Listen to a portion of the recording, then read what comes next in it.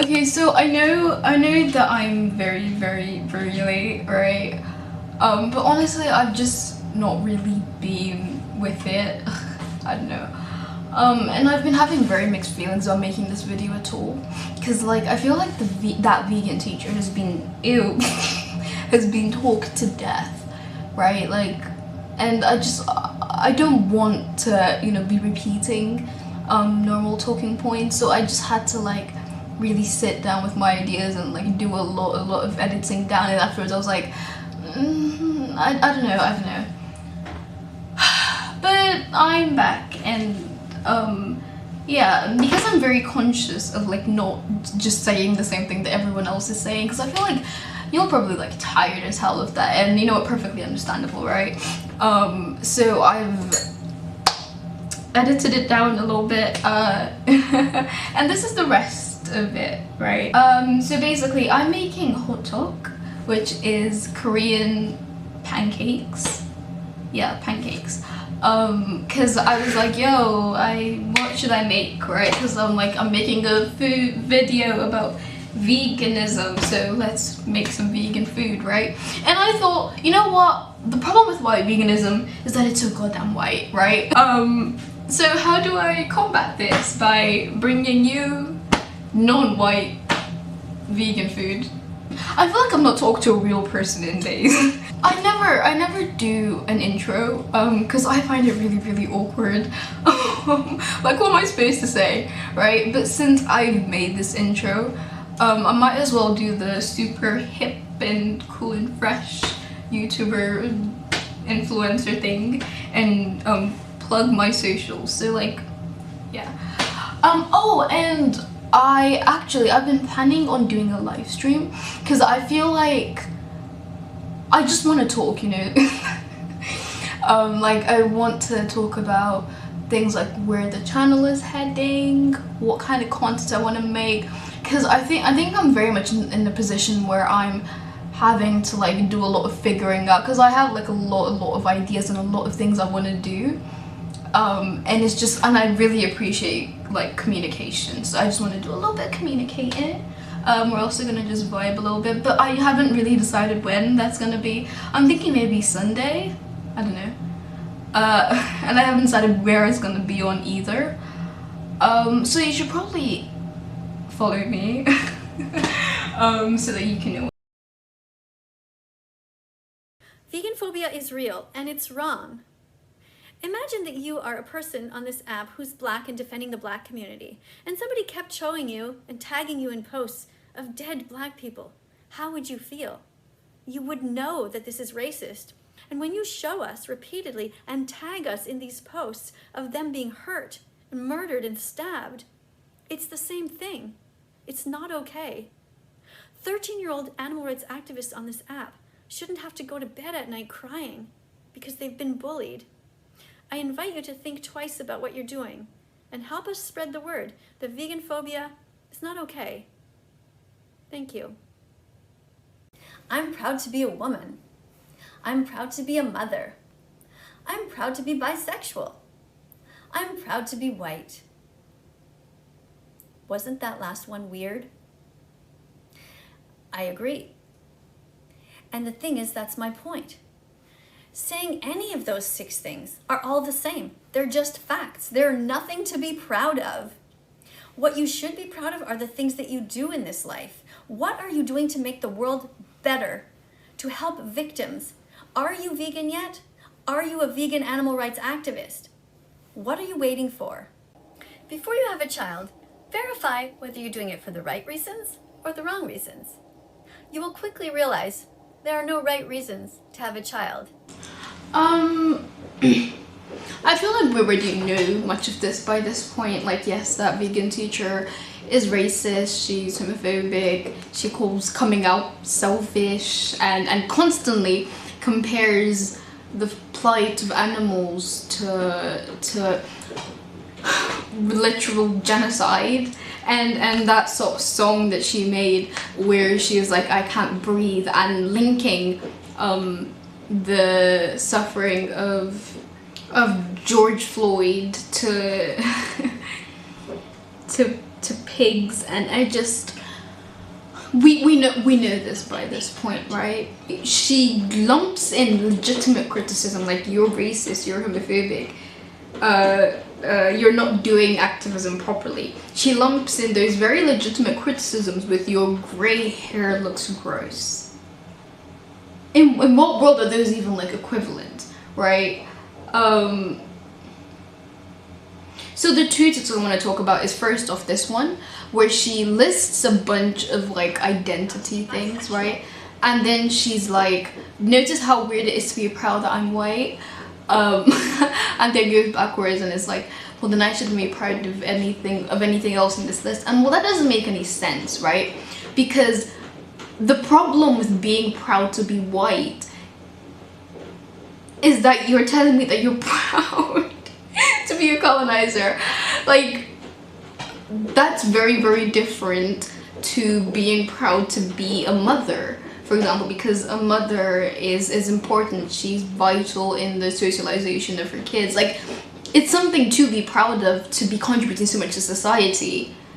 But like, it's just so infuriating just how black and white her thinking seems to be, because I don't know her personally. Maybe this is an act, I ultimately don't know, but it's so infuriating. And I feel like it's something, and again, this whole thing with veganophobia, right? Like, the fuck is veganophobia? Like, I get it, vegans, people make fun of vegans all the time, right? Like, it's not funny. You shouldn't tag people in videos of animal, whether or not they're vegan or not, just don't tag people in that shit. Like, that's awful. But it's not discrimination, right? Like, because discrimination implies, something structural, something that's like generational, right? And someone being mean to you is not the same thing as as discrimination. I feel like and I feel like that's where the white part of white veganism comes in, because I feel like a lot of people, some white people don't understand the difference between someone being mean to you and someone discriminating against you. Because yeah, people can be prejudiced. Like, there are people who are prejudiced against vegans, but at the end of the day, you choose to be vegan, and you can choose to not disclose that you're a vegan, right? And being vegan, again, queer Kiwi, she said this like perfectly. She's like, it doesn't affect your housing status, it doesn't affect your employability, it doesn't affect any of these other things. It doesn't have any real structural roots. There are no institutions that actively discriminate against vegans, and there never has been. Those are the two TikToks I'm going to talk about. Now on to the making of the hot dog. I've actually already made it, not gonna lie, and it's pretty damn good.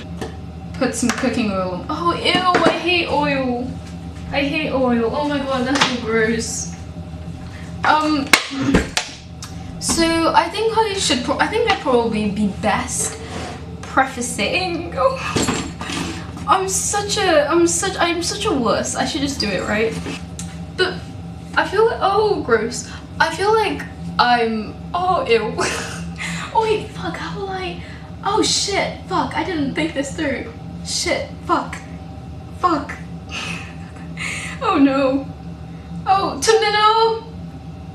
Tumnino, please come and help me. Can you help me open my laptop? My hands are all oily. Thank you. I love you. So I think it's probably a good idea to come forward about the fact that I am not vegan, right? I think it's incredibly important, and I admire people who do go vegan, right? And I care very, very deeply about the climate, which is my #1 reason for wanting to go vegan, because I do want to go vegan. But ultimately, it's not something that my health will really allow, right? There are nuances to this thing, but the problem, oh, I think this is too watery. Oh my lord. But the fundamental problem with white veganism is that it doesn't know any nuance, right? Or at least one of it. I don't think that's everything. I feel like white veganism is a very neoliberal export, And oh yeah, I probably should clarify. You might not, I don't know if you know, but basically the system that we currently live under is called neoliberalism. It's socially progressive and economically conservative. It's all about, you know, tax cuts to the rich, because trust me bro, will trickle down. The $2 billion that we gave Jeff Bezos, it's trickling down somehow. It's all about like meritocracy. Like the people who are at the top are there because they're rich and not rich. Yes, it is because they're rich. But the people who are the richest are rich because they are more intelligent, they're more talented, right? Like the people at the top earned it. And if you work hard enough, if you are a good enough person, then you too can be one of the rich. We can be one of the greats. It's about rewarding value, because, you know, definitely the people who are at the top are definitely the most hardworking, and yeah.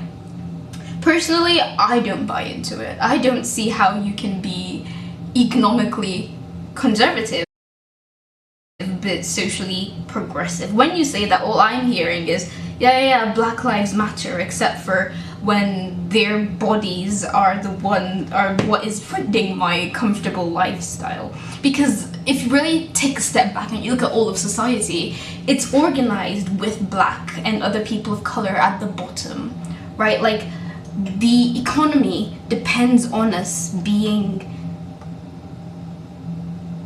like the lowest denominator. Like for example, take the fashion industry, right? The fast fashion industry.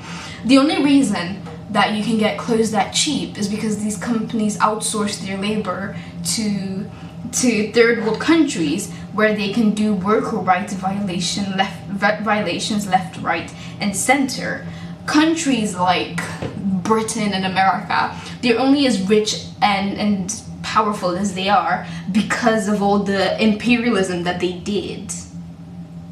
Society is dependent on black blood and black sweat and black labor to function. The NHS is literally being carried on the backs of immigrant workers who come here on like a work visa in the hope of a better life, only to be met with what's the word, microaggressions and racism. It's not a good time. It's really not a good time, right? And it's not even just people of color, right? Like, let's face it, you're not going to end racism by just getting more black billionaires, right? Because what racism is a system. It's the fact that the people at the bottom are mostly black and are mostly people of color, and that society needs it to be that way to survive. Because if you think about how capitalists make money, how the CEOs make money, they hire people to work for them, yeah, fine, but they need to make a profit somehow, right? So, and they can't make the goods too expensive because then nobody will want to buy it. So they underpay their workers, and they want to make as much money as possible, and so I'm just playing with this at this point, and so they will underpay their female and workers of color because they know they can get away with it. Like, did you hear about that controversy with Condé Nast, and how it came out that they were underpaying their black workers, and people were talking about it like it was an issue with the CEO dude. Like, no, it's not. Yes, it is, but no, it's not. It's something that happens on a larger, wider scale. And so, no, you can't just end racism by getting people to not say the N-word. It requires, like, wider structural changes. And now I hear you, oh, fuck, that's hot, that's so hot, fuck. And now I bet you're probably thinking, right, like, okay, I get it, neoliberalism sucks, right? How does this relate to white veganism? And the thing with neoliberalism is that it's fundamentally a very individualist way of thinking. Like, its whole thing is you are responsible for your own fate, you are responsible for all of your decisions, as opposed to collectivism, which is like neoliberalism refuses to see these wider societal issues, and it's like, oh yeah, let's just hire more blacks. You can't hire a CEO. Let's just make more blacks. Like, that's not how you do it, man.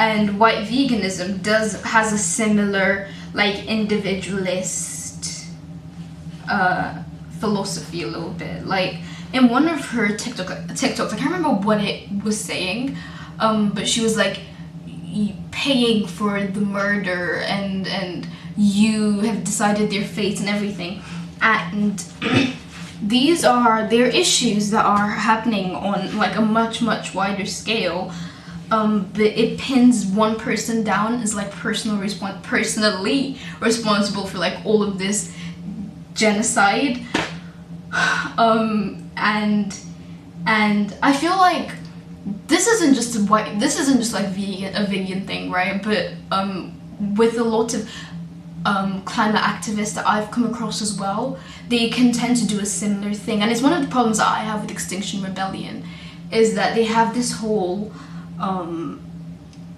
they have this tendency to over focus on individual people and telling us that we need to, you know, live sustainable lives and go vegan and all of these things. And yes, 100%.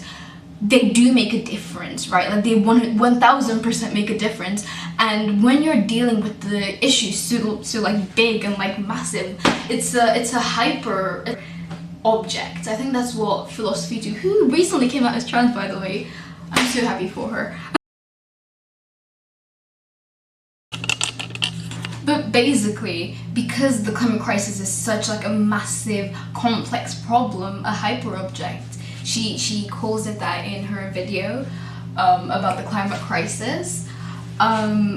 It makes you feel small and powerless, and going vegan and living more sustainably, maybe doing like a whole minimalist, zero waste thing, like that's brilliant. It makes you feel more in control, makes you feel like you're doing something to contribute, and it does make an impact, like it does make a difference, right?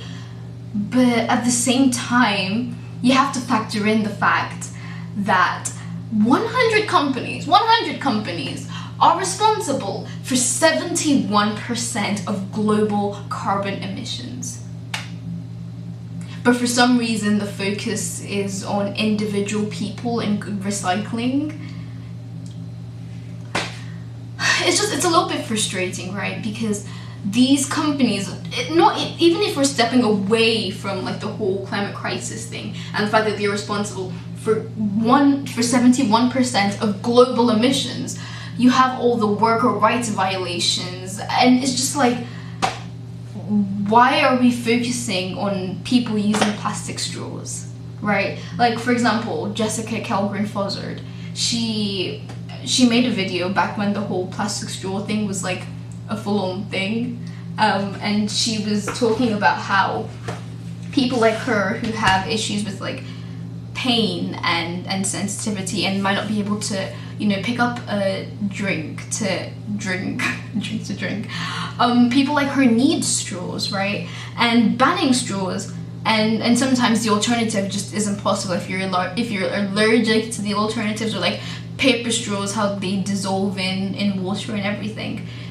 And I think that if you can not use a plastic straw, then you definitely shouldn't. But at the same time, we have to recognize that this is a necessity for some people. And like white veganism has, and I guess the white sustainable movement more broadly, they assume that everybody is already on this, they assume that everybody is like them. That they don't factor in people who have disabilities or just can't afford to live zero waste. They're just so black and white in their thinking.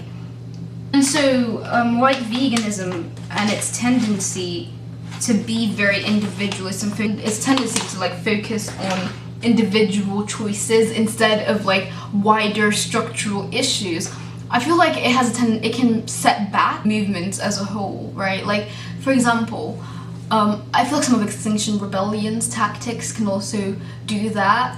Like, the problem isn't individual everyday people. The problem is the 1%. It's the richest people who are producing the most emissions. Like, if you, even on a global scale, right? Like, the countries that are going to be hit hardest by the climate crisis is people of color in third world countries. In the West, we have it easiest, right? Like, we're the ones who can choose to go vegan. We're the ones who aren't going to get hit as hard by the whole climate crisis thing. And we're the ones who are causing it. Like, do you realize how fucked that is? But no, continue to complain about plastic straws. And another thing that I wanted to talk about, so I need to just be sure that I'm doing the right thing, is anti-natalism. So, do you remember that TikTok from earlier?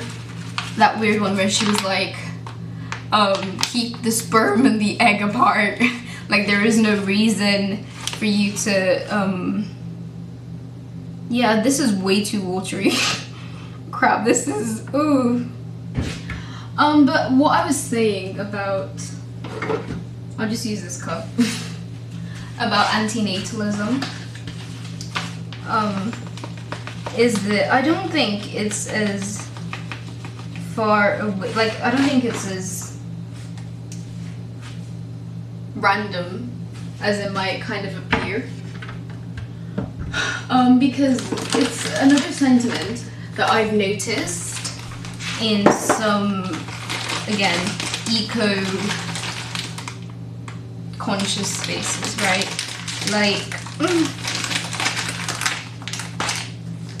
Like this whole "we are the virus, we're what's wrong" with the world viewpoint. It gives me low-key eco-fascist vibes, I'm not gonna lie. And now I bet you probably heard eco-fascism and you're like, bro, the fuck are you on, man? Like, what the fuck is eco-fascism? Like, that's contradictory. How the fuck are you eco-conscious but also, you know, fascist?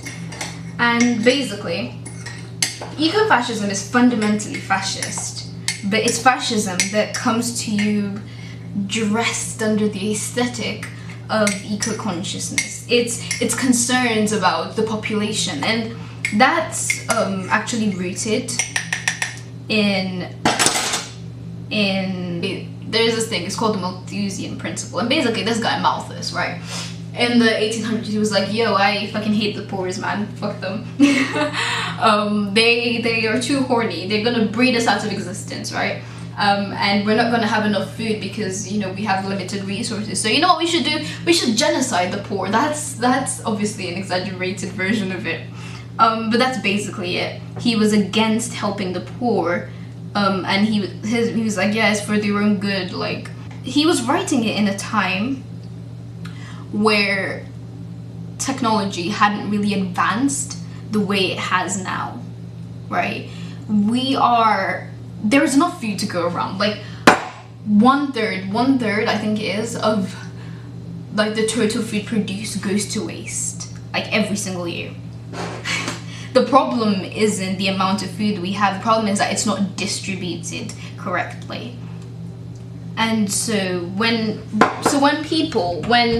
eco-fascists come and they say, oh yeah, I have concerns about the population, I think we need to, you know, depopulate and like have less kids and stuff to, you know, save the planet. What they really mean is that they want to control who is and isn't allowed to have kids. That's what they really mean. That's what they're getting at. They want to control reproduction rights. It's not about the climate at all. I don't know what I'm doing. Oh crap. This is so bad already. Because the dough is way too watery. And some people have accused David Attenborough, I don't know how you say his name, David Attenborough,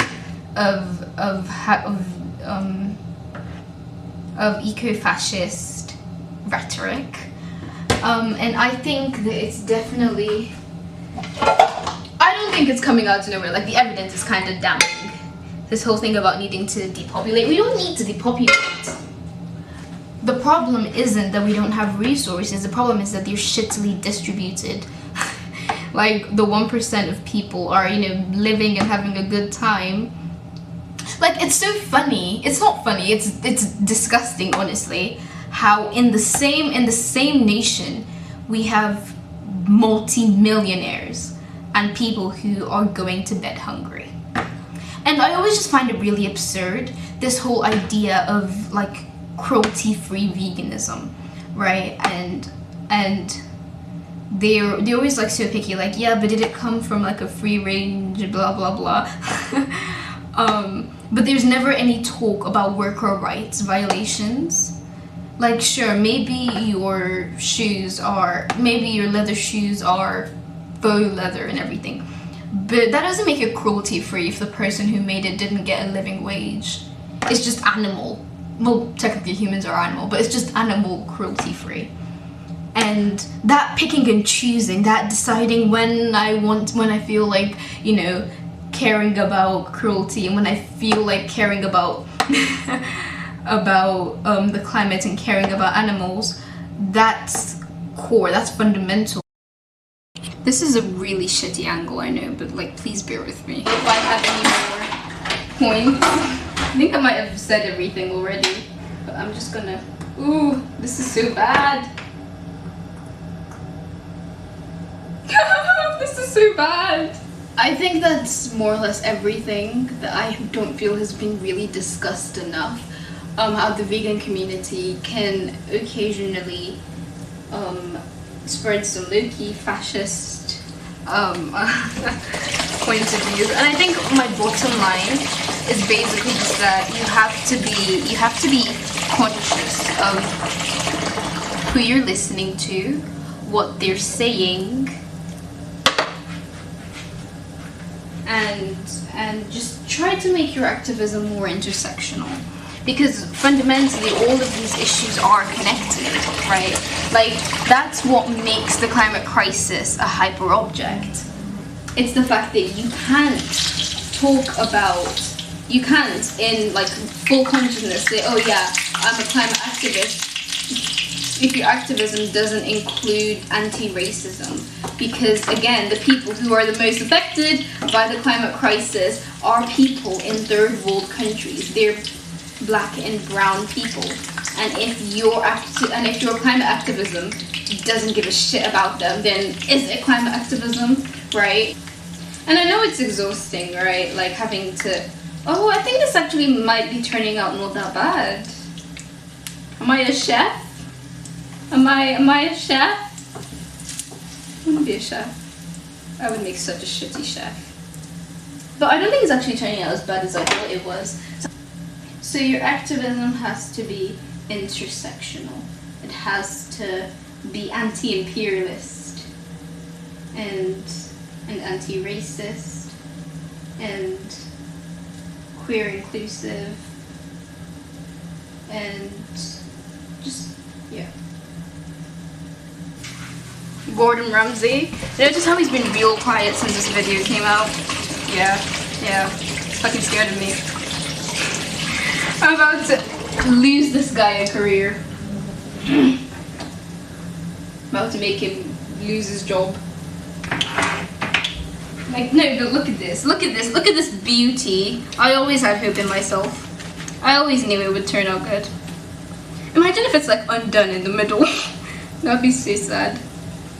Is it? No, I think it's actually cooked all the way through. Wow! I'm so impressed right now. I'm so impressed right now. Whoa. I was literally joking. I didn't think it would actually turn out good. Fuck, please work. Oh shit, fuck! Damn, the second batch is looking good. Damn, girl. Looking fine. She is beauty. She is majesty. She's elegance. I really didn't think it was gonna turn out this well, but I'm so glad it did. And like, I was gonna put honey on it, but then I realized honey isn't vegan, so I got some strawberry syrup instead. But yeah, this is the final product. It looks so good, and it probably tastes as good. I'm gonna make the assumption that it does. My camera battery is about to die, so I'm gonna stop filming now. But yeah.